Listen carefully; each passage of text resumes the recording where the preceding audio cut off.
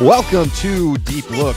It is Ultiworld's weekly podcast about the latest in the ultimate world. Keith Rayner, Charlie Eisenhood with you on this Tuesday, June 11th. And we've got so much to get to today, Keith. The weather is beautiful in the New York metro area, of which you are, I believe, considered a basic part, Keith. Have you been enjoying some time outdoors the last few days?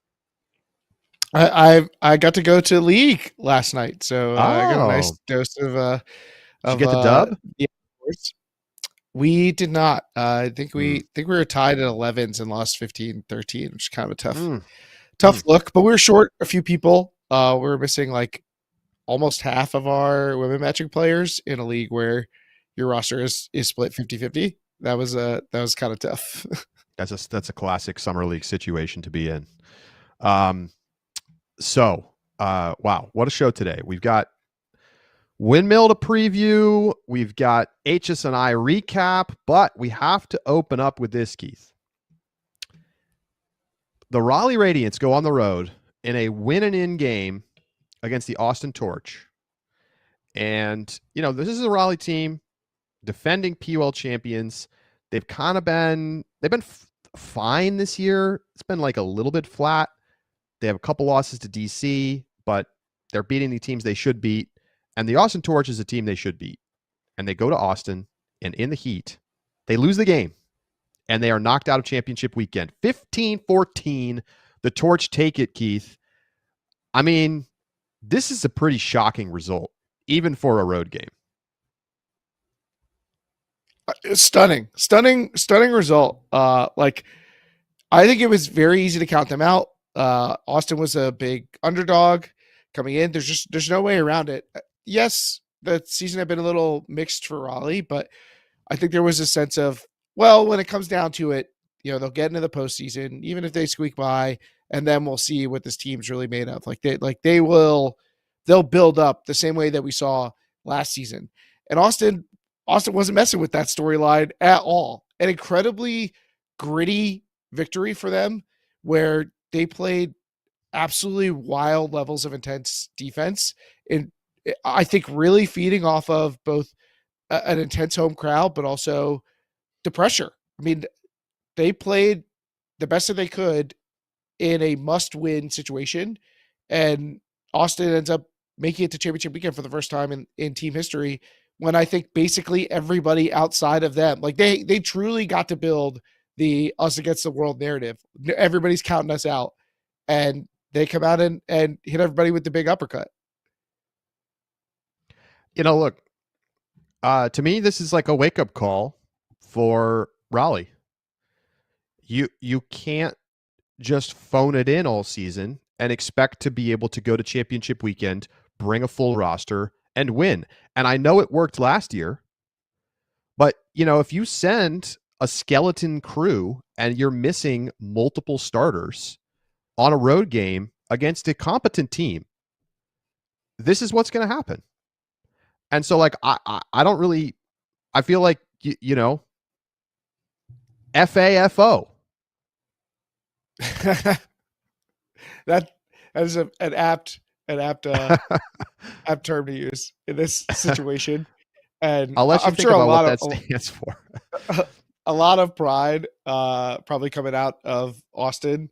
Like I said, I think their defense really bared down. I mean, they were generating a lot of blocks, making a lot of plays. You've got, Carrions and Megan Medieta and Shirley, Clara Stewart, Jamie Estes. Like, the offense was not like sparkling by any means, as you can imagine, in a 15-14 game, but they did make the plays. You know, they came up with the plays that had to be made, and that's like what it came down to. And they just never let Raleigh gain any real momentum, which I think was vital, because it kept Raleigh kind of playing from the back foot. And yes, Raleigh having a short roster on the road in a must-win situation is absolutely going to be something that they look back at with regret. Like, of course, that there's no way around that. Yeah. But you've got Alex Barnett, Achita Tickombe, and Tyler Smith, like what they had the players there. The opportunity to win that game was there. Yeah, they made it harder on themselves, but they got outplayed. They got outplayed, and it was a perfect situation for Austin. At home, nothing to lose, super hot weather, shorthanded road team. They did what they had to do. They got the W. And I was getting ready to come in here and kind of make excuses a little bit for Raleigh and be like, well, they had to play DC twice this season. Well, Austin had to play DC and Philly. So like a pretty comparable schedule wise. And then it's just like, this is the game. And I think you could have looked before the season, looked at this game and said to yourself, we're probably going to have to win that game. And that was clear coming in. And this is what happens. You don't send a team, you get burned. And congrats to the Torch. They earned it, and they get to go to championship weekend. Now, I'll be honest, I do think Raleigh, very much the better team at full strength on a neutral field. I think they're 4 or 5 point favorites. And they've finished the season with a much better plus minus. And, in terms of point diff, I mean, the worst team is going to championship weekend, but this is why we play the games. And I think this is a great reason to have the actual season results matter and not some sort of wild card process or people picking the team or whatever else. Like, Austin earned it, and now they get the opportunity to go and get crushed by New York in the semis. Hey, maybe they're going to have a little of that, like, Atlanta Soul year one magic. You remember when everyone was kind of like counting them out, and then they came out and put together like one of the most exciting, still maybe the most exciting, is that the most exciting game in league history? That was a great one. That Soul semifinal. So, maybe Austin Torch has got that magic with them. But a little of that Southern charm. We will see. So we have the matchups. We know what's going on. It's going to be New York versus Austin and Philly versus DC in the semifinals. These games are in 2 weeks. So the weekend of the 22nd and 23rd in Philly. Nice opportunity for the Surge. Are they the favorite because they're playing at home, or do you still think DC earns that title? Been a lot of hometown magic as of late. Yeah. You look at Colorado in the Western Ultimate League. You look at this Austin Torch win. But I mean, DC has looked like an absolute machine. Just a wood chipper, and other teams just get pushed into it over and over again. So I'm not gonna I'm not gonna get caught in the blades with my hand in the cookie jar. Oh, my hand! So, yeah, I think I will take DC. Well, we'll make our picks next week on the show. Give us a like and subscribe if you're watching on YouTube. We are live every single week at noon Eastern, although today we're a little early, and that's because a bunch of us, including our producer Lindsay and myself, are headed to Amsterdam tonight and landing tomorrow morning, Wednesday morning in Amsterdam, getting ready for Windmill coming up, and we will have more on that a little bit later in the show. First up, it's time for the trivia question of the week.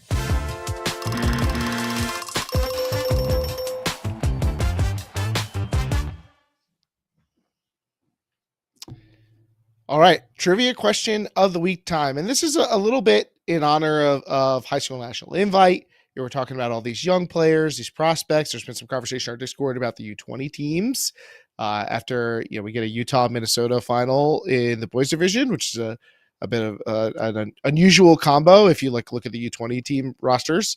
We also have WC coming up.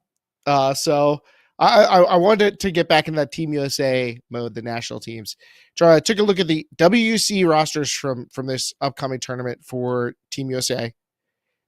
I looked at how many of those players are former Team USA U20 players. Then we'll see if you can potentially name some if you want to pull up the WC rosters and see if you can come up with some. But how many of those players, what's it, 72 players? How many of those do you think are former U20 players for Team USA? I'm going to work on it. I'm going to pull up the roster so I can take a look and see if I can start to pinpoint some folks. You can tell us a little bit about Sunset Lake CBD. Well, while we are big fans of Sunset Lake CBD, and I've still got Sunset Lake's CBD here, I think I want to stay with you and see. I want to Okay. hear through your thought process. So take a look. We'll see what we think. All right. We'll let the folks in the chat try and come up with some names. Well, let's see. Some of these people are on the older enough side that I'm not going to know whether they were U20. Let's see. I mean, tell you what, it used to be a lot. It used to be like, most people were learning about Ultimate in college. So the older players, I think you're generally going to be like more college area players. I'm gonna say there's probably like 6 on the mixed team, and more than that on the women's team. There's a lot on the women's team, like Hecko and probably Shayla, and like some of them I'm like, I just don't know. Like, was Mad Dog?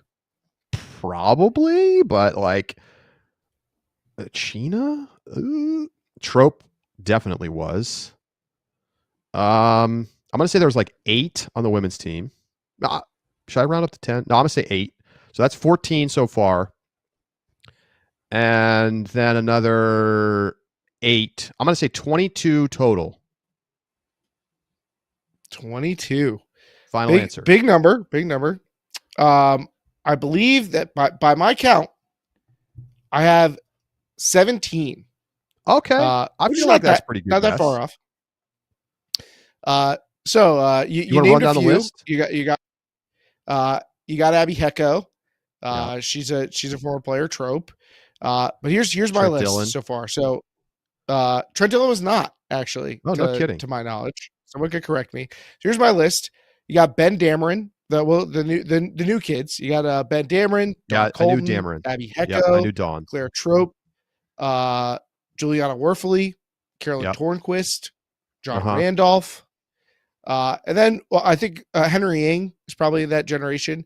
Then maybe you go a generation earlier. You get Khalif El Salam, Mac Hecht, Angela Zhu, Chris Kocher, Saul Yannick, Cheetah Tickcomb, Sadie Jezierski. Some of those I wouldn't have named. Back to the old heads. Amber Sinacrope, Eli Kearns, Chris Kocher. Man, I must be really old that Chris Kocher's old. You counted Chris twice. That is my list. You gave me Chris he's not on my list twice. Okay. Cool. So we're good.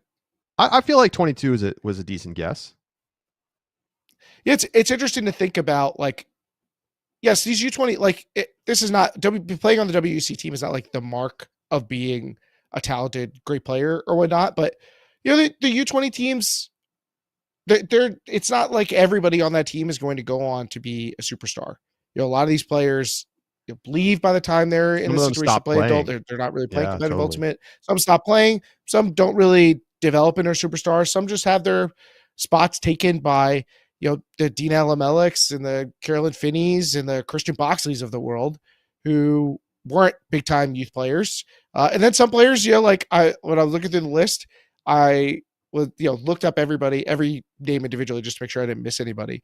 And Calvin Brown, we talked about how there's you Google it, it comes up and he talks about getting cut and how that motivated him. So he didn't make the U20 team, and so you also get players who miss out on the cut. Is and will continue to be like a top club player. I mean, he's clearly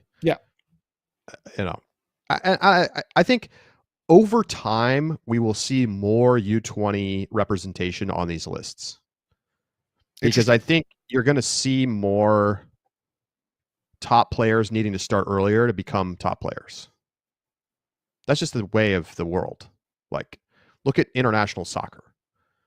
They know who's going to be a star when they're 12. That's not to say people don't still emerge, but I think you're going to see at least half be U20 players by 10 years from now. So it's potentially true. I don't know. You got Chloe Akimi, who's playing like 7 different U20 teams, so she's just eating up roster spots that other people can't get. Well, speaking of Chloe Hakimi, let's talk about the HSNI. High School National Invite took place this past weekend in Rockford, Illinois. We got the Rockford experience, Keith. Extreme winds on Friday, although it wasn't as bad as the setup day on Thursday. I was worried for the players when we were getting ready on Thursday because I was like, this is the most wind I've maybe ever experienced sustained for an entire day in my life. It was like 30-mile-per-hour winds. It was still windy on Friday, but not horrible. And then on Saturday, it was kind of like off and on rain. But then it got beautiful at the end of the day. We had tremendous finals, a wonderful atmosphere. Keith, what'd you think of the tournament this year? You talk about the atmosphere, and that's like one of the things I think that's the most fun about HSNI. Like it really feels to me like a celebration of high school ultimate. And usually when a team talks about being happy to be there at a national level tournament, it's like a huge red flag. But I think every team is so happy to be there that it's not in this situation. Like teams are excited to get an extra tournament together, a really prestigious opportunity to play against top level teams. And even the teams that don't do well, like, yeah, maybe there's a couple teams that are frustrated because they had really high expectations for themselves, but most of them walk away like inspired by the quality of their opposition and how challenging an environment it is to be successful. So I find it's just like there's so much positivity around the event in a way that is not necessarily the case at almost any other high level event. I think of like a WUCC has some of the same vibes. Like everybody's just so happy to be in the same place, like getting to play against new people and meet new people, that like it's that kind of festival and celebration, only we get it annually. So that part always really sticks out to me. So let's start on the girls' side. It is a three-peat for South Eugene. They get the win 15-14 Universe Point over Roosevelt. These were the two best teams all season. South Eugene and Roosevelt. I penciled them into the final months ago. I really did. And they delivered with one of the best games of, top level youth girls ultimate that you're ever going to see. I mean, it was awesome. Like we had the back and forth. Both teams were getting breaks. We saw both teams have a lead. Roosevelt was up late, and then Eugene got a break. And we go to Universe, and I mean, it's just a tremendous contest, Keith. A lot of zone, which makes it maybe for not the most fun watch, but just such a high caliber of play from the star players. I mean, Hakimi for Roosevelt was phenomenal, and just some big performances. Helen Burris for South Eugene was fantastic, and what a run for the South Eugene team. This might be it for them at the very top, but. It was quite the performance against a really, really talented Roosevelt team. And for a little while, it looked like we could be on repeat from last year. South Eugene comes out, goes up 3-0. Roosevelt looks a little shell shocked, and especially with the kind of ghosts of last year's final where they lost 15-8 or something like that. Yeah, it was 15-8. I was concerned. I was like, oh no, this could get off the rails really quickly. But great resilience from Roosevelt. I think they showed that they garnered a lot of experience from the past year of competition. A lot of those players also playing YCCs and getting to play against the Oregon team in the finals there. So I think that they gained a lot of experience and showed that off in that final in bouncing back. And to your point about, this South Eugene team and feeling like, okay, well, this might be the end of their run. I kind of I get the idea, right? They're going to lose a bunch of top players, and they have for years now. Like every year, they put some of the best players up into the college ranks, and somehow they're still back. I will be. It is hard to do that year after year after year, and I will be surprised if they can quite manage it forever. But I'm also like, they keep producing great players. Like there's no way around the fact that they have lost incredibly talented players over the past few years, and yet the program remains by far the strongest program that we've seen. So incredible run for them. Obviously, like a ton to be proud of, especially for a community that I think I wouldn't say insular is not the right word, but like there's a lot of self-containment. Like there's a lot of pride in building up this community from the inside. And so I think that they have a ton to be proud of. And this is like an accolade. I don't know if we'll see another team win 3 of these in a row ever. Yeah, I mean, I'm just telling you right now, Roosevelt's going to get that chip next year. Well, I do think they're going to be the favorites with basically like the most of the top end of their roster being juniors. Exactly. I mean, Hakimi's going to get one. Tremendous performance. I mean, we're going to see her just absolutely shredding at U20s. I mean, it's going to be crazy. But quite the run for both teams. Question in the chat about Roosevelt running zone. Well, I was curious why Roosevelt continued running zone late in the game when it didn't look super effective. So I have 2 thoughts on that from my perch in the booth. One was they kind of shifted their defensive personnel around, and they started to get some of their taller, maybe more defensive oriented players on the field more in the second half, because I think they felt like that was helping their zone a lot. In the first half, South Eugene was really aggressive going over the top of the defense. So like getting those taller players up front, I think made Hammers and Scoobers look a lot less interesting to South Eugene and help make the zone more effective for Roosevelt. I also think, honestly, they felt like they didn't have a choice. When they went matchup defense against South Eugene, they were just playing into the more athletic, faster team's hands, and they couldn't run with the athletes that South Eugene had on the field. So I think they were kind of pressed into zone, and that matchup just wasn't really a viable option for them consistently. Lincoln loses 12-9 to Roosevelt in another battle. I mean, Lincoln was a really good team, the third best team this year, but they just couldn't quite do enough to get over that Roosevelt hump at any point. And they were in that game for a while, but Roosevelt ended up pulling away late. Eugene crushed Nathan Hale 15-6 on the other side. And those 4 teams, the top 4 seeds at the tournament, as we discussed in our preview, were clearly just a step above everybody else. And the West Coast, once again, really just looks great. I mean, Northampton finished 5th. Otherwise, you have to go all the way down to 9th to find another team from the East Coast in Newton North. And the bottom finishers were basically all East Coast and Central teams. Washburn 11th, Strathaven 12th, Decatur, Edina, Jackson Reed, and Radnor. So West Coast, best coast, Keith. Yeah, although I do wonder if a couple more of the players from outside of the West Coast who had to miss due to graduation could have been there. Although the West Coast teams, I think, also in some cases were missing some players. So, that maybe that could have changed things a little bit. But not to say that. I mean, you get 4 Northwest semifinalists and names that we're very familiar being at the top of the division. I don't think that has changed too much. And the Utah teams continue to find ways to get it done with really small rosters. I wonder how long that's will continue / should continue. Like, I gotta think that they're going to start expanding the number of players. I think some of it's just like getting everybody to travel to the tournament. That's always going to be a challenge for youth teams, but the talent out West is just undeniable right now. Let's go over to the boys division. Green Canyon and Edina meet in the final. Both teams coming in, no losses on the season. And Green Canyon takes it 15-12 in a game that was more competitive than maybe that final score indicates. Very tight through most of the first half. And but man, Green Canyon, Nate DeMorgan, fantastic. The depth of their handlers. This freshman handler, Holt, what in the world? He was unbelievable. And what a player to watch going forward. I mean, I don't think I've seen a freshman with throws that smooth since maybe Axel Olsen.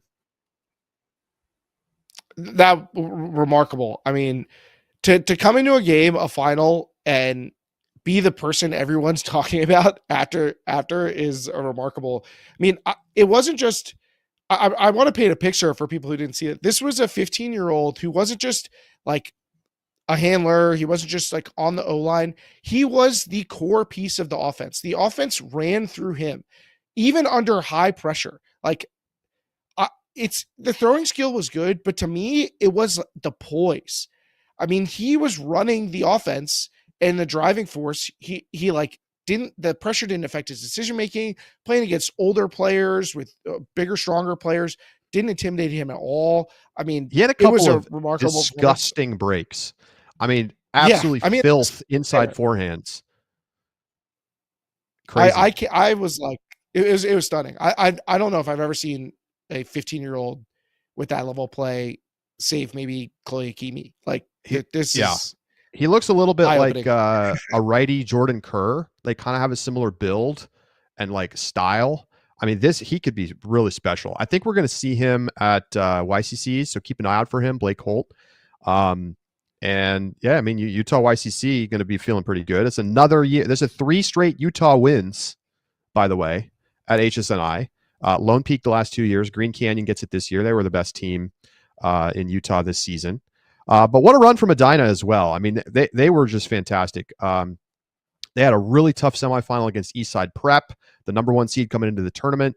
Edina wins 15-12 on the back of just like great defense, some gritty breaks, and some just huge performances in the deep space, particularly. I feel like their size really challenged Eastside Prep. And Edina, in many other seasons, I think would have won this tournament. And they were so deep. I mean, they really went, 10 to 12 really high level contributors. And I think Zach Morton maybe the most over the course of the weekend. Maybe Charlie Tepley in that same vein. But I could name 8 to 10 of those guys who at different points were playing at just extremely high level, which. I saw some comments about like there should be more Minnesota guys on the U20 team. That's probably true, but also like they ran the game through a bunch of different players and won through that. The fact that they didn't need Charlie Tepley or Matt Gunter to play every point and be the hub of the offense. The fact that they didn't need to huck it to Zach Morton on every possession. Like I think that was one of their greatest strengths. And I think that they played well in that environment. So like even, guys who were down the roster would come in and make plays for them. Your Jack Sandas or your Riley Bollingers, like those guys were coming in and playing well. So a lot of credit to Edina for building a really strong program. And they have a lot of vets, but they clearly showed it. Like they looked experienced. They looked like they had great chemistry. They looked really well coached. And I was very impressed by a team that I did not expect this kind of performance from this weekend. I mean, Zach Morton, is he a senior? Is he going to? We know where he's going to college. Let me see. I might have that info for you. He's 18, actually. So I think he probably is going to. I want to know where he's going to college. He's going to be nasty. I mean, he had in the final. He had 5 goals, 3 assists, just 2 turnovers. Dominant. Probably the most dominant big at the tournament. Shout out, by the way, Nate DeMorgan, 3 goals, 5 assists, 3 blocks, 1 turnover. He was awesome. I can't believe they didn't take him on U20s, Keith. He must have had a bad tryout. Yeah. I mean, my God. Yeah, that's surprising. I mean, what the hell? He has all the superstar juice, I mean, I don't understand some of these decisions. Did Zach Morton get a U20 tryout? I don't think so. That I don't know. And for the record, he's headed to Wisconsin. So no, he did. He did get a tryout. I can't believe he didn't make it either. What the hell are they looking for? That's crazy to me. He'll be a Hodag. So they're sending a bunch of guys to Minnesota. But I love that. Morton's going to Wisconsin. I love that. That's kind of exciting. Like, could this get Wisconsin back into the mix? Anyway, just both teams so impressive. Green Canyon, very deserving winner. They had a wonderful season. They did not lose in 2024.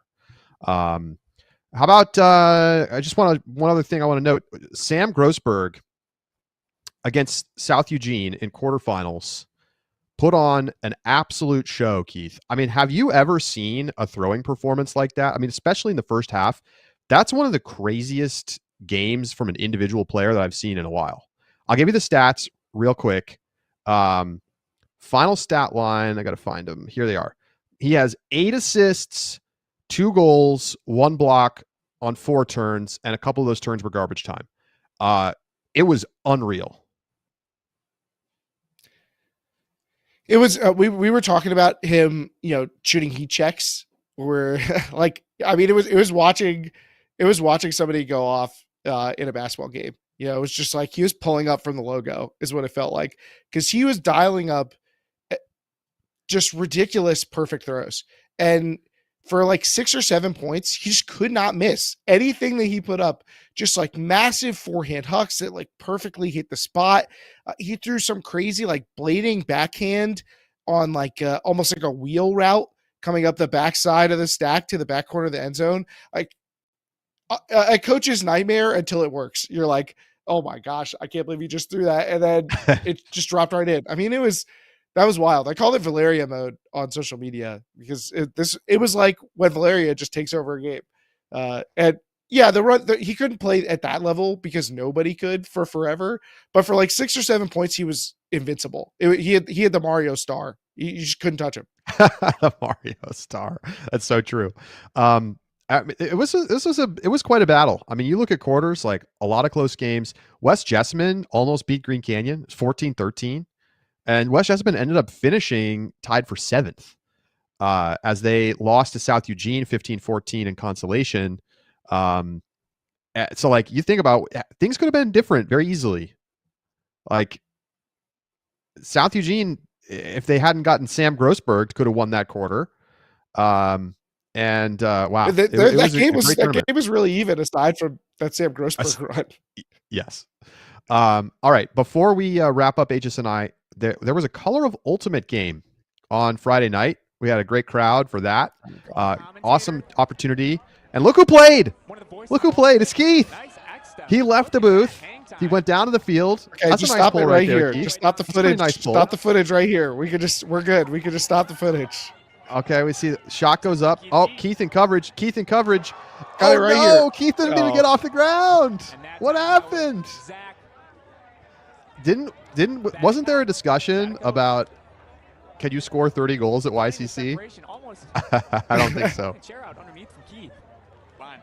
I was adamant that I could not do that at YCC's. So I knew, but yeah, I mean, great play by Zach Vedicott. Watch out for him in the future. Did you just feel like you couldn't, like, it feels like you could have jumped and had a chance at least? Was that a business decision? A little bit, but also like it dropped harder than I expected, and he had a better read on it, and so like I just didn't have the timing to get up on that. Was a nice move. I got a bucket though. That was a nice move there. I got in there for a bucket. I remember watching this live when I was producing. I was like, oh, Keith can go here, and you just backdoor cut it. That kid got rocked. That's an old man move right there. Oh, Keith coming off the field. Oh, Slide fumble. Camera's on you. Yes, lovely. Thank you, everybody. how that was your first time playing in a Color of Ultimate game, right? It was, and it was super fun. Super great vibes. Great to hang out with the kids and the olds. But so much talent on the field, and it really just like a great energy, super supportive group. And when you're down there, you get a chance to like connect with people a little bit, and you hope that that's the thing that holds on. Like you'll see these people at other tournaments and be able to be like, hey, what's up? I compared it to what I feel like we've seen in high level college because of the development of the U24 program. And I think that has really enhanced the quality of the relationships between top level players, and that bleeds into their teams. When you see somebody you already know, you've played and competed with at tryouts or at a tournament across the field from you, like it humanizes them and helps you build these relationships. And I hope that happens for players of color through these Color of Ultimate events as well, is that it helps build those relationships and foster kind of a network in the community. Yeah, it was great. I was reading through the applications from the particularly the high school players who applied to play in the game. And just reading about like why they wanted to play and what it meant to them was so awesome. Like for some of these kids, like from Minnesota, like they don't have other players of color on their team or ever see them because it's Minnesota. So an awesome opportunity, and I hope everybody had a great time. So we're going to take a break. On the other side, it's what you've been waiting for. Player of the Year college announcements in all 4 divisions coming up right here on Deep Look.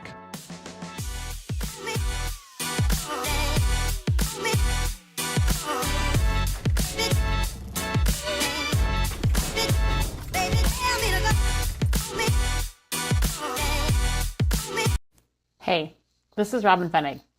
One of the only things that we have to bring to an ultimate tournament are our cleats. And every player has a cleat story, right?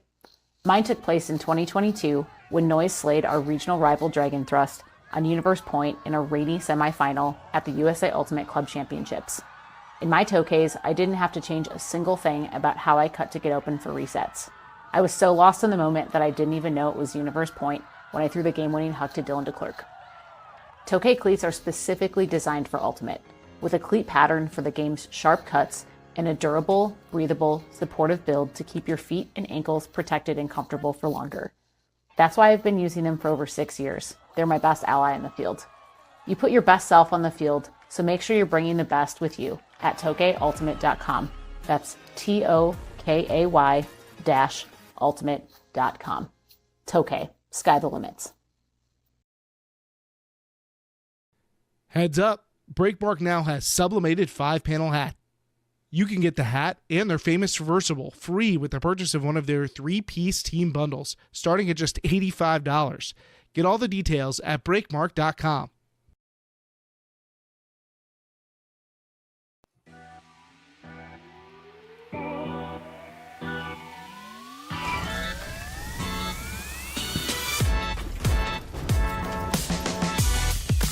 Welcome back to Deep Look.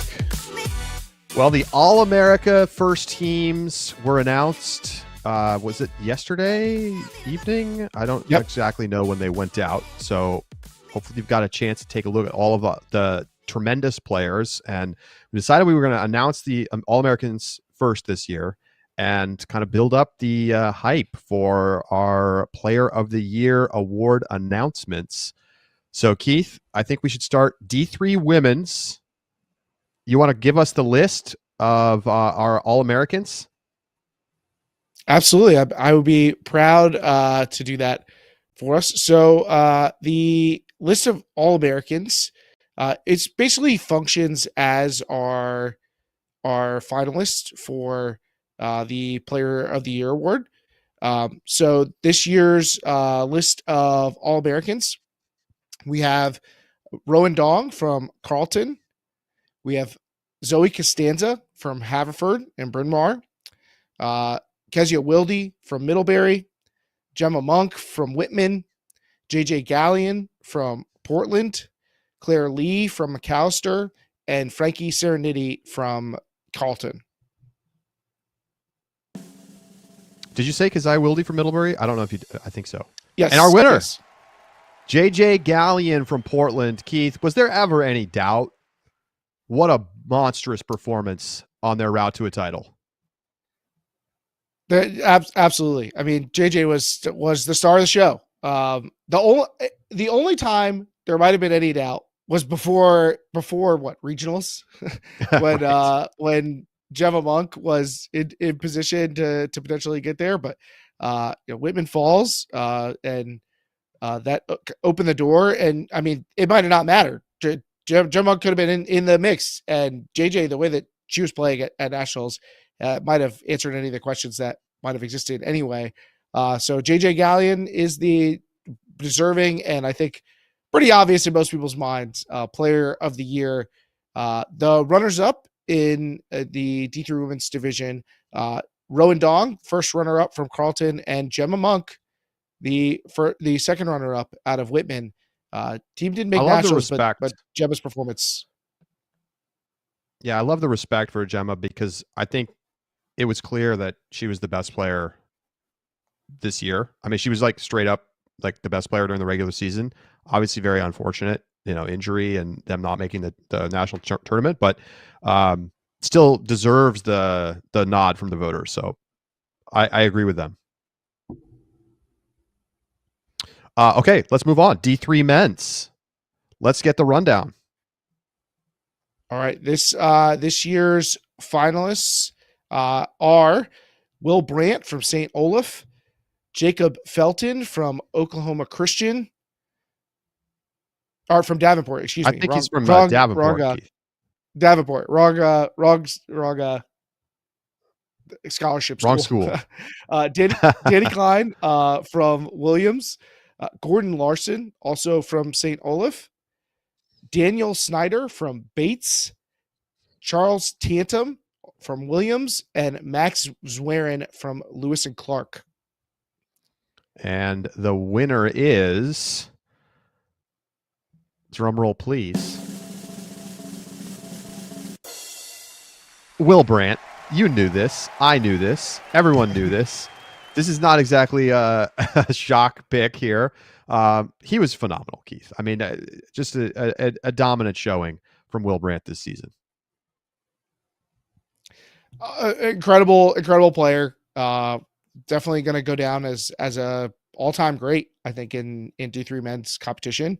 Plus, she gets the like signature moment, the absolutely gigantic layout that right now is maybe what front runner for catch of the year right now. So very cool for Will Brandt to have brought a spotlight to D3 men's in a way that hasn't happened that often.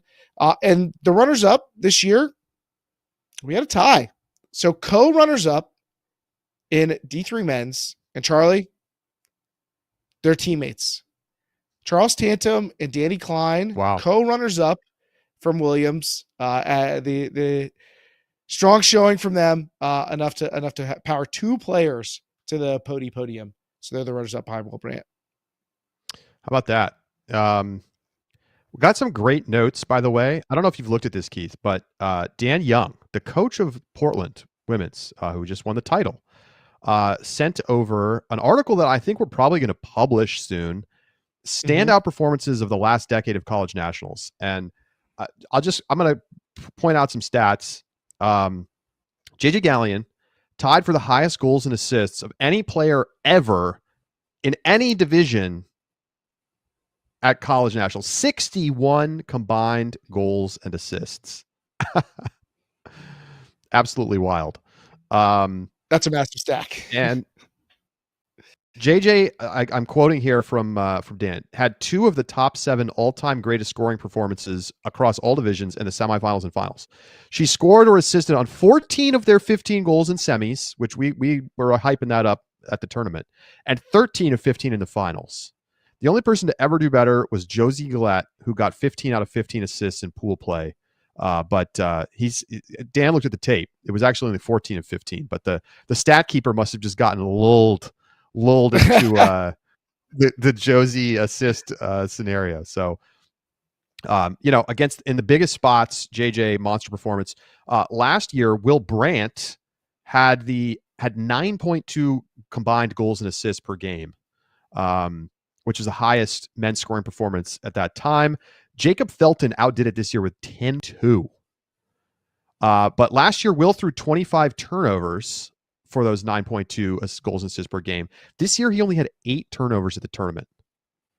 He was 4th in goals and assists, but he had the best combined goals plus assists minus turnovers number at 26.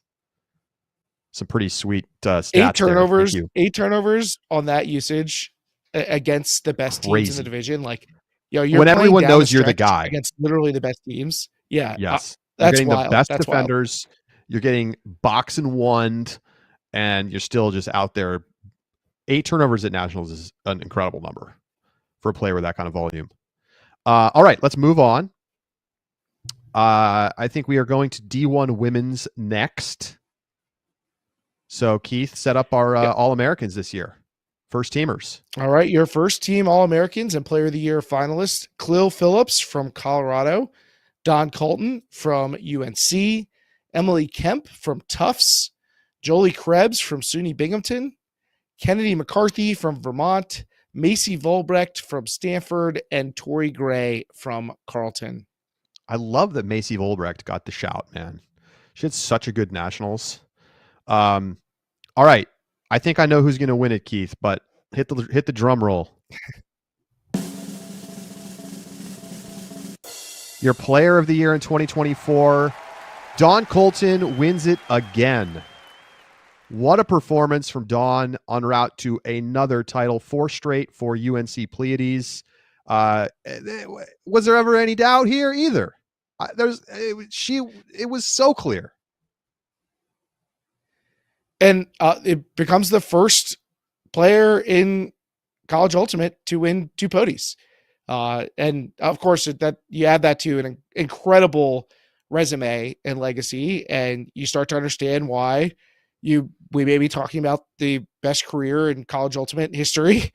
But yeah, there was really just no doubt about Dawn's place at the top of the list. I did somewhat jokingly say, like, maybe do you have to put an asterisk next to it because she got an extra year? Like, if every player of the year got to play then another year, how many of them would have won it again?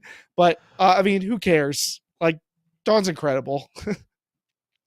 Some stats for you. Her finals performance, 6 goals, 4 assists, 3 blocks. That's the second highest scoring output in a D1 semis or finals in either division ever. Of course, these are for the years we have stats, which means that we don't know back in the 90s or whatever. But that only trails Julia Schmaltz, who had that insane semis in 2017, where she had 11 combined goals and assists. I believe it was 10 goals and 1 assist. Yeah, that's nuts. Dawn may go down as the greatest college women's player of all time. It is certainly possible. 4 titles, 2 player of the years. Here's her numbers in combined goals, assists, and blocks from 2021 when they won their first title through this year. 37, 41, 21, 49. She had the most blocks in D1 women's history in 2022 with 22 blocks playing on the D line. Unbelievable. And you know, don't forget, if you want to add more to her resume, got a defensive player of the year, has another runner-up for player of the year. You know, obviously All-American selections basically her entire career. I mean, just it's all-timer for sure, if not the best career in College Ultimate history. What's our top 3? And our runners-up for this year are Macy Volbrecht, your first runner-up, and wow. Jolie Krebs, your second runner-up. I think for me, Krebs is number 2. But wow, Macy getting some real respect from the voters. That's what a performance. Yeah, I mean, Macy Volbrecht, I think not a player who would have been on a lot of people's player of the year radar coming into the year, and Jolie Krebs, a player who played it, didn't reach into the bracket at all. It's playing on a team like down the top 25 rankings, but the power and influence of the Krebs cycle, everybody's favorite month, February, it's too much to deny. I mean, look, Jolie Krebs is an amazing player and carried that Binghamton team to heights that they will probably never reach again. But it was, you can't deny Dawn's performance playing against the very best teams in the biggest games in the biggest spots. And, I don't think Jolie was great, like a deserving Callahan winner, but I just don't think you can go player of the year for her. I see some folks in the chat saying that people wanted Krebs. I get it, but like, I think people understand that Dawn was the best player. Also, great clarification from Jenna Weiner in the chat that Claire Babbitt Bryan also did win multiple player of the years at Middlebury in Division III women's, although that was with the like back-to-back nationals when we had the Winter Nationals. Yep. All right. D1 nationals men's only player of the year. Right. D1 men's. Keith, let's get the list. All-American first teamers. All right.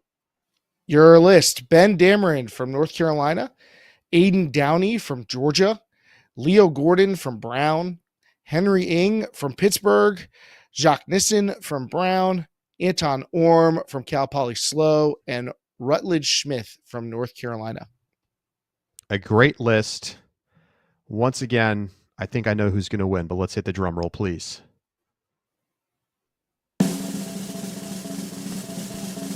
Your 2024 D1 College Men's Division Player of the Year, Jacques Nissen, leading Brown to a title and just the most pure thrower in the division. I mean, just what a fantastic season he had.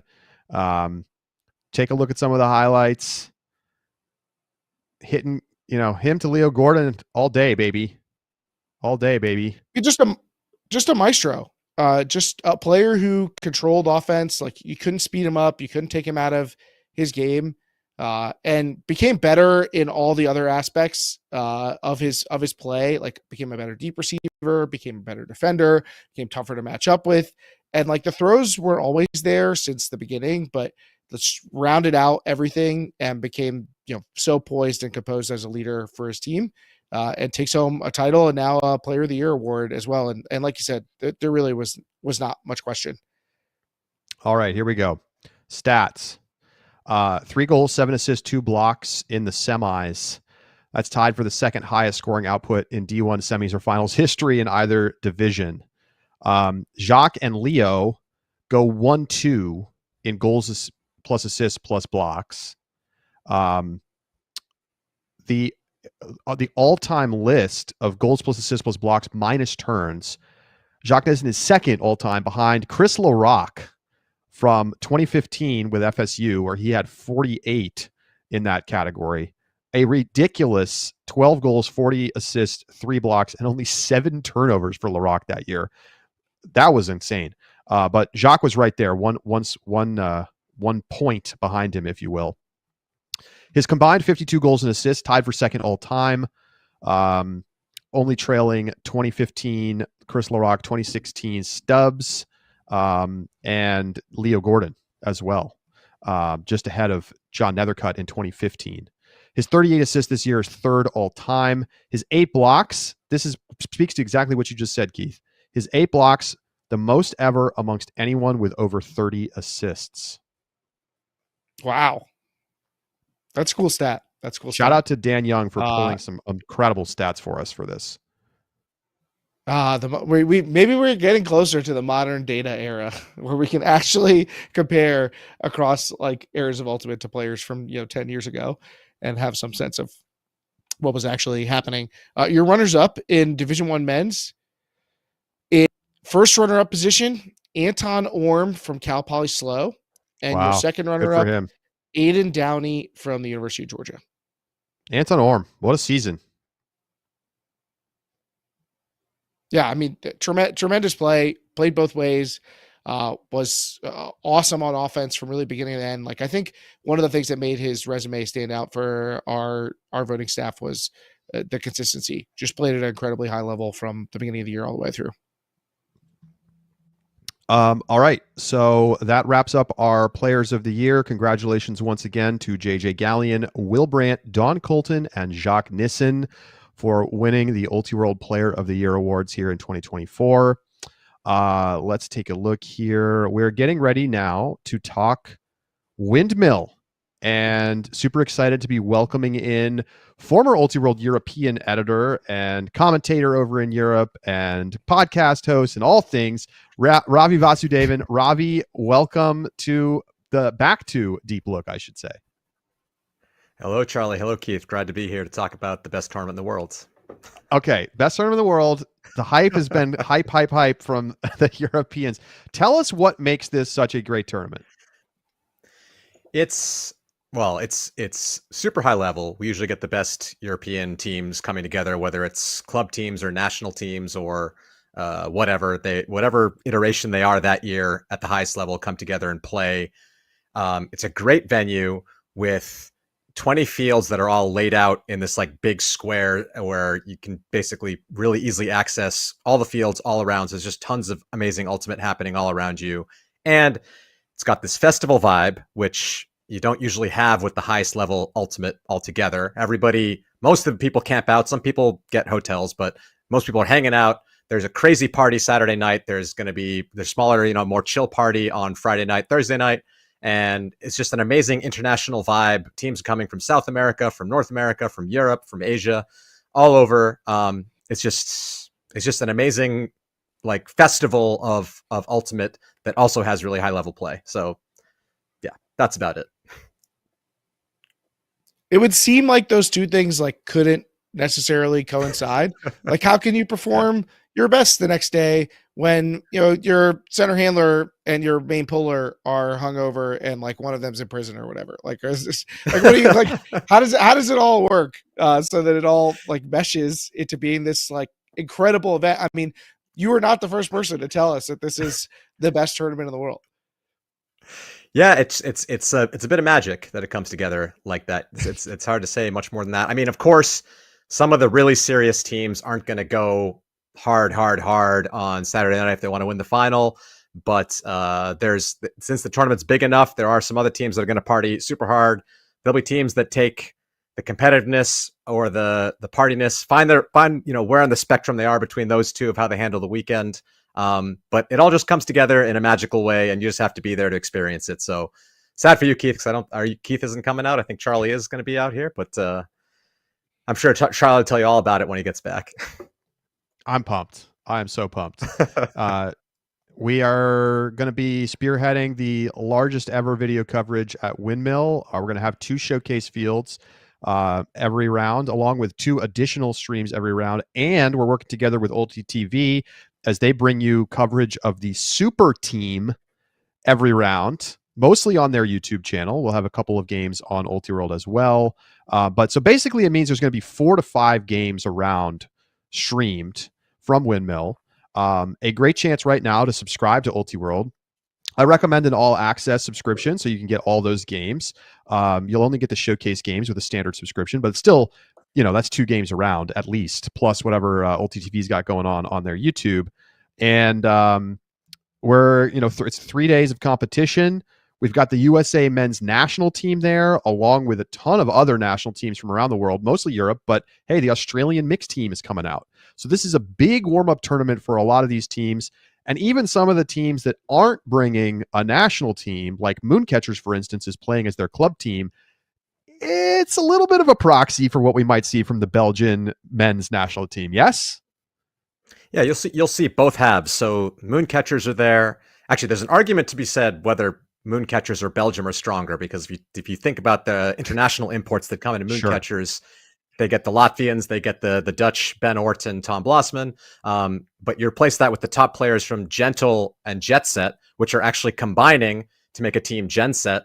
So like the Dutch-speaking Belgians, they are going to be, the top of them are all going to be there on Gen Set, and then the French-speaking Belgians are there with Mooncatchers with their pickup. So you'll see 2 halves of the Belgian national team come together. But some argue that the Mooncatchers are even stronger than the Belgian national teams. This could be, that matchup I'm really looking forward to. I mean, look at this. We've got Canadian Open.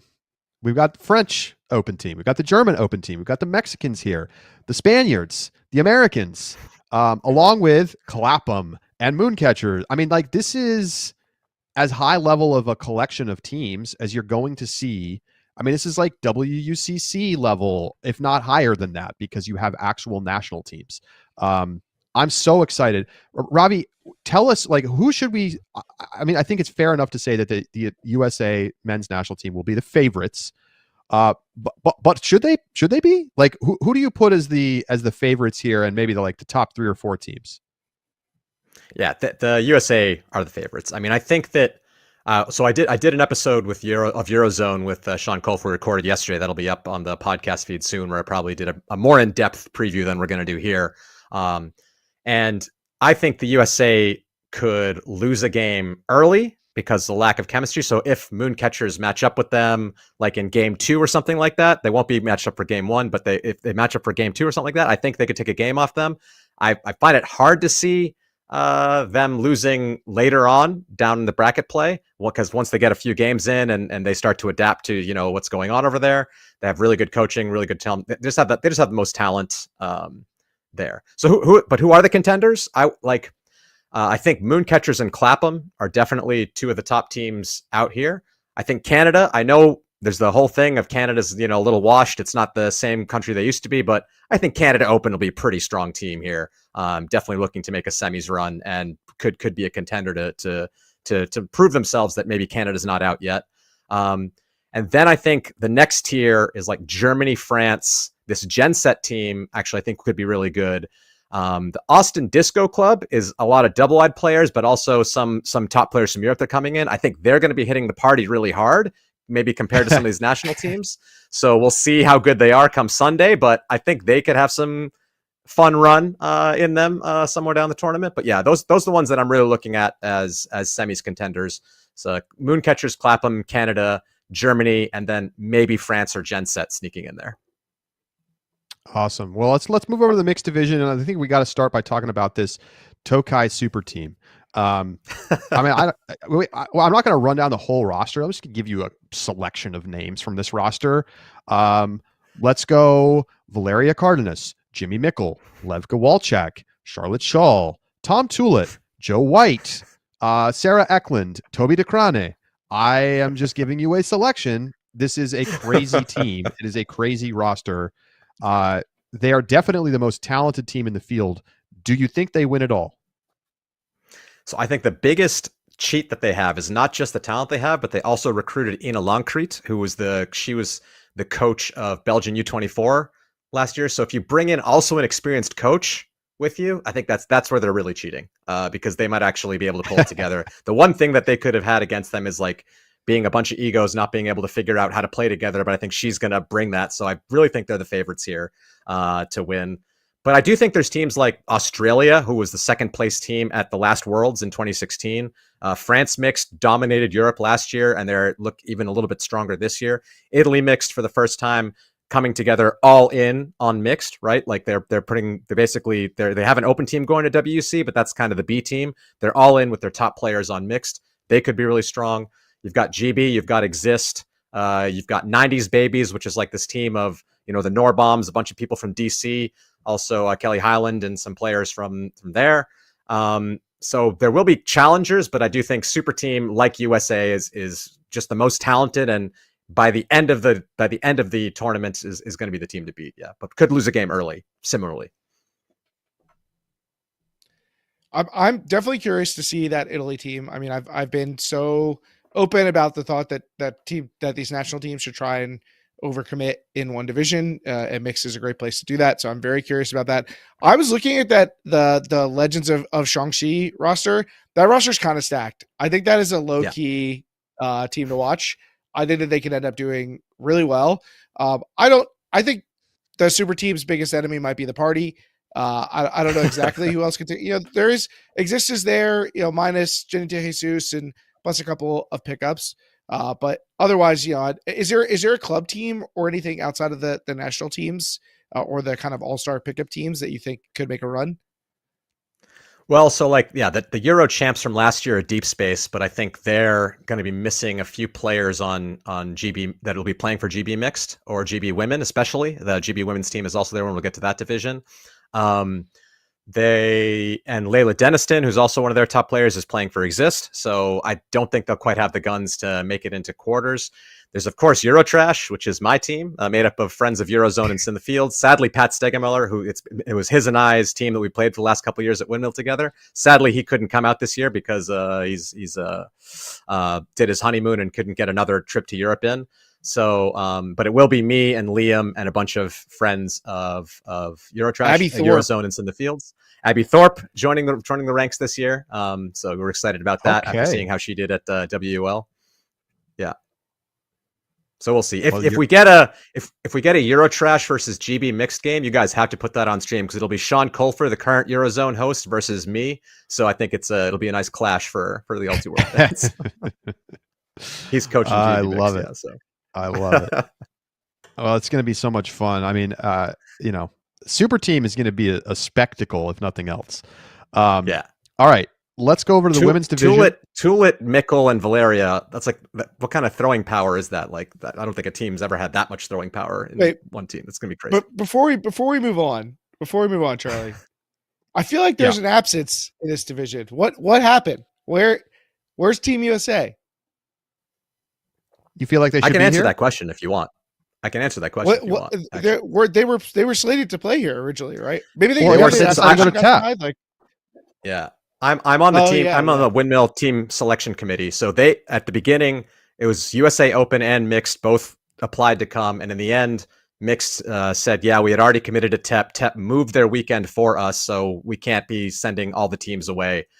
So they decided, yes, Open can go because they didn't think they had enough competition at TEP. But since Canada mixed was going to TEP, they said, okay, USA has enough competition there. We don't want to kind of screw over a previous commitment, so they decided to go with that. I think they would have had better competition here, to be honest. Oh, unquestionably. That's what they want. Unquestionably. I mean, you should just tell people you declined. You're like, nah, y'all don't fit the profile. Sorry. Sorry, not good enough.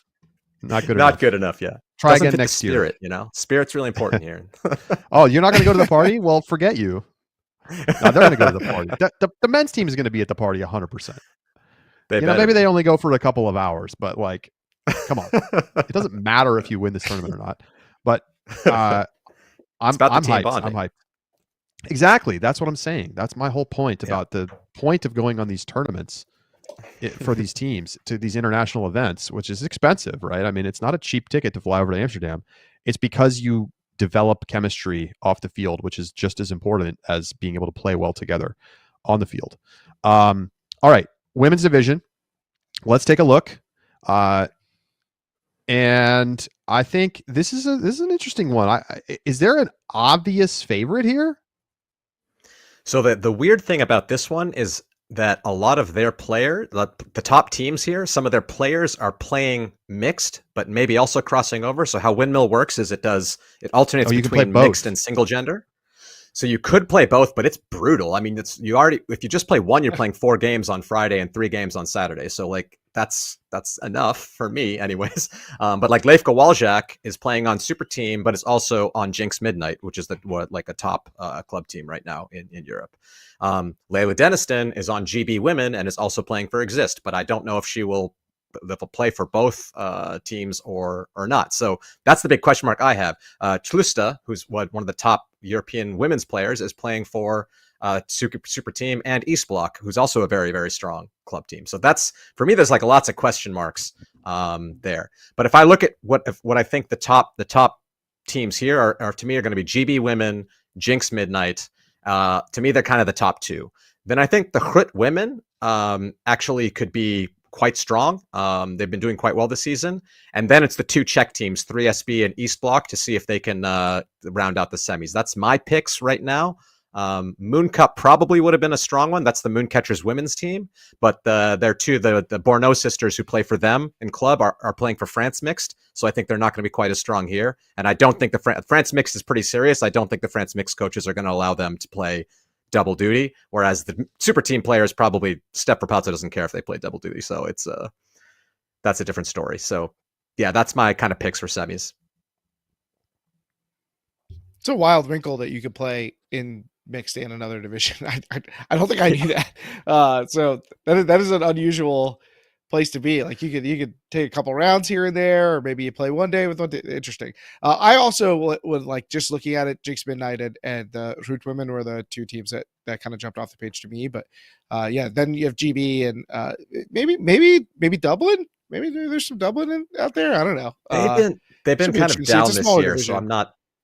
The Dublin's been not as strong this year as they have in previous years, and I think they're kind of in a more rebuilding phase right now. So I don't quite think they're going to be up there with them. Yeah. All right. Well, what else do we need to know? Like, I've never been to Windmill. Swiss Draw. Do you know? Swiss Draw. I know that. Swiss Draw. Yeah. Swiss Draw. we love Swiss Draw here at Deep Look. So Windmill, we literally get no Swiss Draw tournaments. Yeah. Okay. Go ahead. Windmill pioneered Swiss Draw back like when they started. So this is the 17th edition or some 18th edition. I'm not sure, something like that. And it started off with this player who played, I think, Aussie rules football, but lived in Amsterdam, and was like, I saw some or a rugby, some tournament he saw that did Swiss Draw there, and he's like, I want to bring that to Ultimate here. And it's evolved a little bit, tweaked a little bit, but the basic, for those who don't know exactly how it works, we do have a sort of seeding. And the first round you play, you want to make some connectivity happen. You kind of end up with the 1 seed versus the half plus 1 seed. So like if there's 20 teams, 1 seed versus 11, 2 versus 12, 3 versus 13. That's the first round. Then teams are ranked basically based on point diff after the first round. So the teams that have the biggest point diff are ranked 1. teams that lose by the biggest point diff are ranked at the bottom. And you start playing 1 versus 2, 3 versus 4, 5 versus 6. You start like kind of grouping like that. And then after each round after that, there's a kind of ranking algorithm that's just based on point diff. So you'll have a kind of strength number, which like if you're ranked 3.5, that means you're going to beat the average team by 3.5. If you're a -2, that means you're going to lose to the average team by 2. So if a team is playing a team, you look at the difference between their two strength numbers, and that's the expected goal result between those two teams. So you're trying to beat that spread basically to improve your ranking more or less. But they redo the whole ranking with the whole data set every round. And then they do again 1 versus 2, 3 versus 4, but avoid rematches. So if 1 versus 2 would be a rematch, they would do 1 versus 3. And there's a couple other slight tweaks in there, but that's basically how it works. After 5 rounds of that, the top 8 teams after the 5th round, they do a quarterfinal bracket from there. And all the rest of the teams just keep playing Swiss draw the rest of the tournament out. So if you're not in the top 8, you won't have a single rematch, and you very quickly end up where your level is and end up playing really close games for the whole tournament. So people love this. People that are on the bubble and, are on that 9th to 8th, maybe between 7th and 10th, sometimes feel a bit screwed that they didn't quite make the bracket. And, if I had a better schedule, but yeah, you know what? Win your games by more and get in there. So it's very, get good, win your games by more. And yeah, you could have been fine. That Changxi team that you mentioned last year, I think they were the 9th just out of quarters team. And so they maybe have a chip on their shoulder to try and punch in this year. So we'll see. I'm excited. How in your experience, how quickly are you playing teams more or less at your level? After by round 2 rounds, 3. 3 rounds? By round 3. Yeah, round 2, there's still a bit of randomness going on, but by round 3, most of the games are getting tight and close. And yeah. It's a great format. It really is a great really format. Good. Yeah. We should do more of it in the US. It's partially enabled, I think, by the alternating schedules. Yeah. So because you have a whole round between your games, you can actually run the algorithm and then get everybody to the places they need to be by like putting out the schedule, and so everybody can be at the fields. If you had it all crunched together and you had 10 minutes between rounds, how are you going to get everybody to the fields that they need to be at? It's a great opportunity to utilize what I think is a tremendously cool system for getting teams like minded competition, but also providing a like fair structure to get the best teams at the top of the tournament. I've mentioned before, this is what they use at like competitive Magic tournaments and stuff like that. You cut to top 8. Someone loses on breakers or whatever. That's your 9-9, and they complain. But that's how speech and debate works. Issues, though. It's a super common format to find the best because it's a very efficient way to do it. Love it. I would like to point out Amsterdam is like the perfect city to host a tournament like this because the sun rises at 5:18 a.m. This is just for today, and sets at 10:02 p.m. Yeah. We're like playing in the Arctic Circle in the summer. That's perfect. Yeah. Sadly, the weather forecast doesn't look great yet. Looks horrendous. Do some anti-rain. The last 2 years we had perfect weather, so it kind of sucks that we're not getting the best summer. But luckily, there's a nice big tent for everyone to hang out in. And Amsterdam forecast. Games. Rain. But it won't rain all the time. It'll rain, and then there'll be some patches of niceness. But yeah, we're gonna hope that. And don't trust any forecast in Amsterdam like more than 2 days out. It could completely change. So sometimes those rain forecasts a few days out, they just completely clear up because the winds here are so crazy that we'll see. Crossing our fingers that we get better. Rain and wind in the forecast. This is what I was hoping for on my Amsterdam journey. Well, it should be fun. I mean, I'm really excited to watch these teams play and dive into this experience of Windmill. And you can dive in right along with us by watching an extreme level of coverage. I mean, it's so many games. You're going to be able to catch it all, basically. So we will have all of the semis, almost all of the quarters. I think we're going to get 4 of the 8 open and women's quarters. And then, of course, the finals for you on Sunday. And it's going to be great. So get yourself a subscription today or an event pack and follow along with all the action at Windmill. Ravi, I'll see you there. See you, Charlie. Looking forward to it. Yeah, I am too. I mean, this is the next stop on the road to Worlds, and we get a great look at a bunch of top international sides, and we'll see what the USA men's team can do. I think they'll be okay. All right. Thanks for joining us, Ravi. I think they'll be okay too. Ravi Vasudevan with us here on Deep Look. Appreciate your time as always. Keith, it's time to talk a little semi-pro small ball. We already talked to Austin Raleigh in the PUL, but what do you got for us over in the UFA? Well, where should we start in the UFA, Charlie? Should we start with the big result or the drama? Oh wait, you get both together. Although maybe this isn't the biggest result, but it's close. It's close. So you get Colorado Summit, who's having a tough year. There's been a rough start to the year to the Summit. They play at Salt Lake. It's all been aces for Salt Lake. Keep in mind, they arguably look like the best team in the league. Colorado went on the road to Oakland on Friday and lost 18-17. Brutal result for Colorado. And then they went back home. They stayed on the road. They flew to Salt Lake, and they played Salt Lake at Salt Lake, and second game of a back-to-back, like super brutal. But what happened, Keith? Well, it came down to basically the end of the game. Colorado's got the lead, we'll have the producer roll the clip itself because it speaks for itself. It definitely attracted a lot of drama. Chance for Salt Lake to tie it up on the buzzer beater, and trying to force overtime. Actually, Colorado's Alex Atkins, who comes down with it. It's a lot of spikes. That's a triple spike. He went Ben Yard on him, Keith. Yeah, the villain himself, Alex Atkins, and the Salt Lake offensive player, super mad. Here, take a look. Same corner, and the triple spike. Yacht 1. Guys like, dude, don't hurt the disc. 2.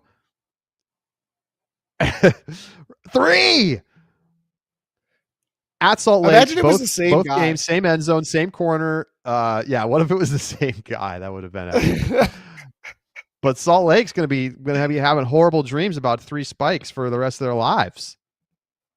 I also love that people have immediately started talking about Chilkins because on his own Pod Practice podcast, Alex Atkins said that this is going to be the chill year for him. He's gonna pull it back a little bit, and then everybody was like, I guess Chilkins is dead.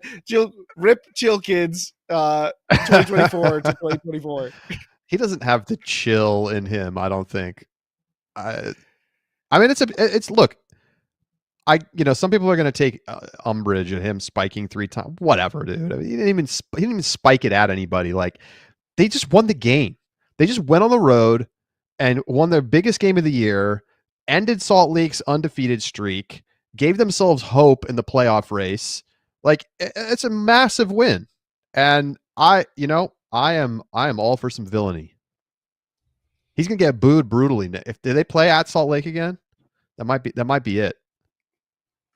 And I'll have to check. He loves this stuff. Like, I don't know why. Well, Chilkins is like, I don't know, Iron Man being like, I'm going to fight crime without the suit now. I don't know. Like, I feel like being a villain is like part of his mystique. He feeds off it. So I don't know. Colorado, and Lord knows, maybe he was looking at Colorado's record. And he's like, nah, this Chilkins thing that's ain't it. We need to get some dubs. So time to be the villain. I mean, they definitely needed that win. Like, without that, they go to 1-4, and it's still going to be a road back. I mean, losing to Oakland is arguably worse, but ending up going 1-1 on the weekend, I think you take that if you're Colorado, all things considered. But they're going to have to try to chase down Oakland. I mean, Seattle's sitting at 6-2 right now. Salt Lake at 6-1. Bro, what? You're probably not catching those. What teams. are the standings in this league right now? I look at the standings in total. Salt Lake and Seattle at the top of the West. You're talking about Boston, the best team in the East. I'm looking at Ultiworld's power rankings, and as the great poet and philosopher Andre Benjamin once said, the South got something to say. Carolina and Atlanta at the top of the power rankings. Like, What timeline are we in right now in the UFA? I know. It's wild. I mean, we got to talk about the other big result. The New York Empire go on the road to DC. They're missing some players. They're missing some starters, and they lose 16-14. That's another loss for the Empire. They're now 4-3. They're in third. They're not at any real risk of missing the playoffs, Keith, but they might not get a home playoff game after, years of just dominating this division and this league. They might have to go on the road to probably DC. And then if they win that game, go on the road to Boston. It's not an easy path for the Empire back to championship weekend. And sure, they were missing some starters, but they also picked up Tristan Yarder and Kenny Taylor. So, I mean, like, there's talent. I get that that's not the same as having one of your main guys, but like, they got talent. Something's wrong. Something's wrong. There's no way around it. Here's what I'm going to tell you right now. Okay. Let's just looking at that particular game. I'm pulling up the stats. The Breeze go 5 for 7 on break chances. And I was talking to somebody involved with the Empire, and they said it was actually worse than that because there were times when we had a D point, we got a block, we subbed our O-line on with a timeout, then we turned it over and got scored on. And that doesn't count as like a D-line conversion because it's a hold. But so like it was not a good day for the New York O-line. And overall, Keith, I think one of the things that has stood out to me, New York's one of their biggest problems. I mean, of course, you can point to specific players like Jeff Babbitt and Ryan Osgar, no longer with the team, John Lithio. Their O-line defense is so much worse than it used to be. And it's been a big problem for them because it's not like they were turnover free in the past on their O-line, but they always seem to get it back. They had so much size on their O-line, just tremendous individual talents, obviously. And with some of those guys gone, most notably Babbitt, who is probably the best defender in the league, they have just had so much less ability to take the disc back when they cough it up. And that's been a big problem for them over the course of these losses. I think that's been one of the main stories for me this year. And your depth gets taxed when you lose talented players. Like you have to shift people over, and you lose Babbitt and Lithio, and then you have a person or two missing from giving games or whatnot. It shifts. It hurts your ability to be the team that they kind of stake their reputation on, being able to roll out two really powerful D lines, and it feels like they're a little less able to do that than in years past. But I think they're going to be I'm not hitting the panic button, but that they're looking to make some adjustments because clearly what they're doing right now is not working.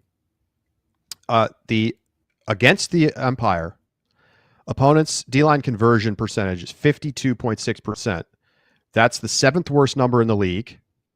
Looking at last year, they were the best team in the league in that count at 40.9%.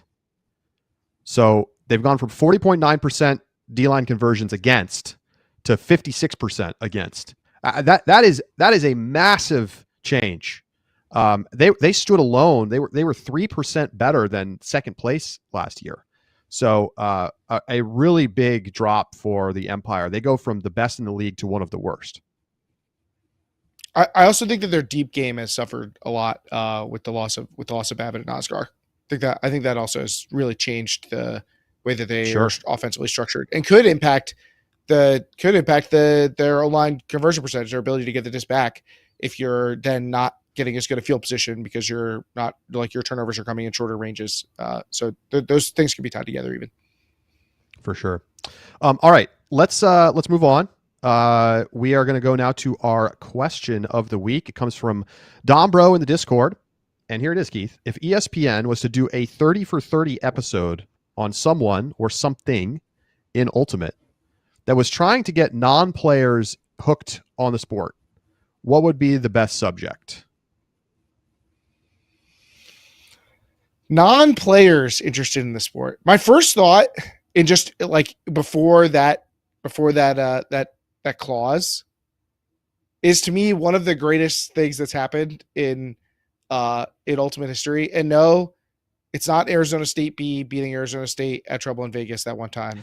It's the 10-1 comeback. I mean, That's in the your first thing that national came to my like mind too. in a national championship game for two of the like legacy programs in Ultimate to be involved, you have star players all over the field, and you have like, what's the mathematical equivalent in basketball? Like coming back from down like 30 in the second half or something. Like That's not far off the top. astronomical. Like to me, it stands up as one of the most unlikely things to happen in any sport I've ever heard. Like I struggle to believe that it really even happened. So to me, that would be the thing I would pick, but I don't know if it's necessarily what you would pick if you're like trying to bring in new fans. But I will say it's like a very easily understandable narrative, right? Like you're not 10-1. Like it's not hard to get. Anybody who watches sports can understand what a comeback looks like. So maybe that is the right answer. I'm trying to think of what other things would be like captivating, and I'm thinking more like along the lines of like a personality side of things. That's like, is there a that's the particular other direction. team Personal or story. player that is fascinating enough? I mean, I don't think the problem is like some of the big characters from like the early days are pretty interesting. You know, if you want to go and Kenny Dobbins or something like that, but it's too dated. Like you need something from the modern era to get current audiences interested. Like being like, oh, look at this crazy stuff that happened in the 80s. Like no one's like fired up by that. So I'm not sure exactly where I would go with that, but I think that, you know, you could look at like, is there a particularly great story from club in the last 10 years? Well, so when I think about individuals, people that come to mind for me who seem like they have really compelling stories, but also I feel like you need somebody who's really truly at the heights of the game. So Manu and Vale, I feel like they have a very compelling story, unique background. They're super charismatic and they're at the top of the world. Like, so they've won some big games, but they've also lost a lot of big games. Mm-hmm. But you need they have a real journey. There's a real arc to their story. No doubt. But I think that they could be a case. You know, I hate to say it, but maybe there's an argument for MKBHD. I feel like it would hold up better if he were like really clearly one of the like 10, 15 best players in the game, rather than, you know, being just one of the really good players in the game. I feel like that would make for a compelling story more. But, you know, he's someone who kind of came up out of nowhere. You know, he plays a Steven Tech. Obviously, he has this entire other life. Like, how does he make these two things work together? Maybe there's an angle there because obviously there's a way to attract more casual fans.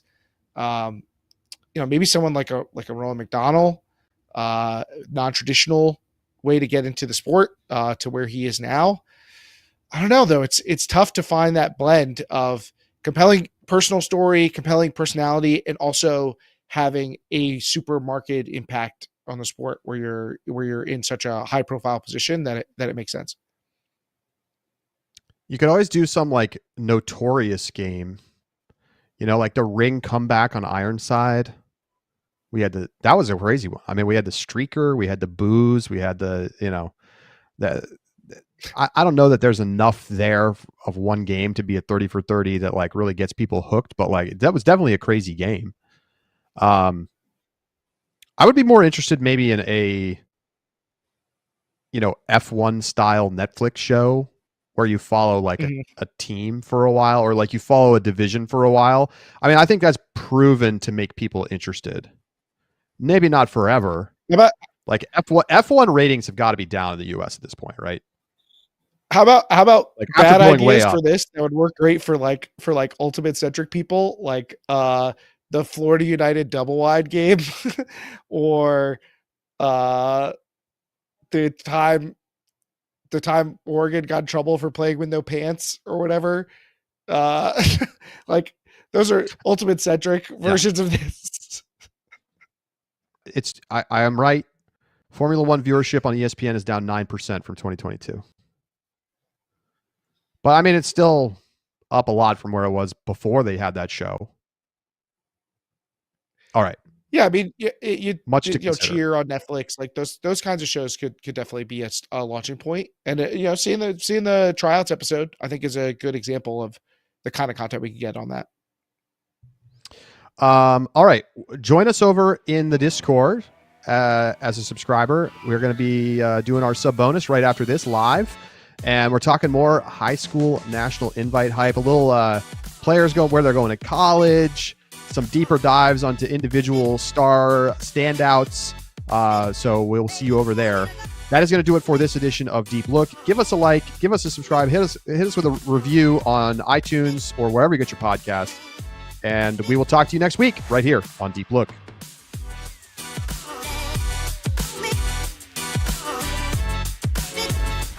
I've got something to say.